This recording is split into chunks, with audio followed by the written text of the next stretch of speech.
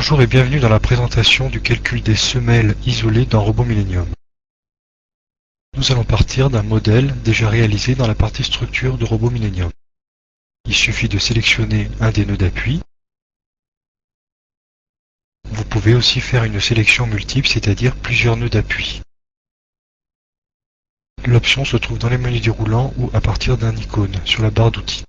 Vous vous retrouvez dans le bureau de définition des semelles.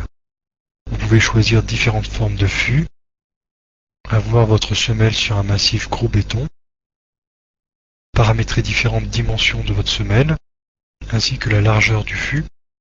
Si les dimensions ne sont pas bloquées, alors le logiciel prédimensionnera, sinon il vérifiera. La semelle venant de la partie structure, toute la descente de charge est importée automatiquement dans le module semelle. Un onglet sol vous permet de paramétrer les différentes caractéristiques de votre sol. Hauteur des talus, niveau supérieur de la semelle, niveau de la nappe phréatique, ainsi que les différentes caractéristiques du sol et les différentes épaisseurs.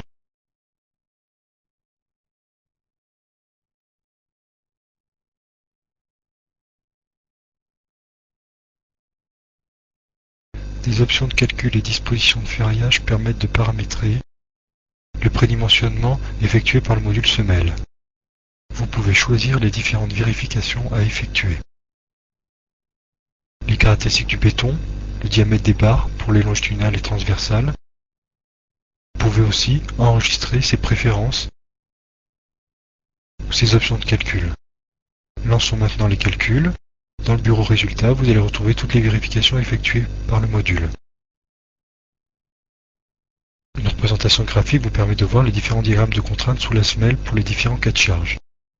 Vous pouvez ainsi vérifier la charge limite, la surface de contact, la stabilité au glissement, renversement, ainsi que le poinçonnement, cisaillement. Passons maintenant dans la partie ferraillage. Vous pouvez voir la génération des aciers longitudinaux et transversaux ainsi que les aciers du fût de la semelle. Une note de calcul complète peut être générée où vous y retrouvez toutes les informations nécessaires. Vous y trouverez notamment les vérifications ainsi que les combinaisons utilisées. Un plan de ferraillage de votre semelle peut aussi être généré. Un choix de préférence peut être défini par l'utilisateur. Vous pouvez ainsi demander à voir ou ne pas voir certains attributs.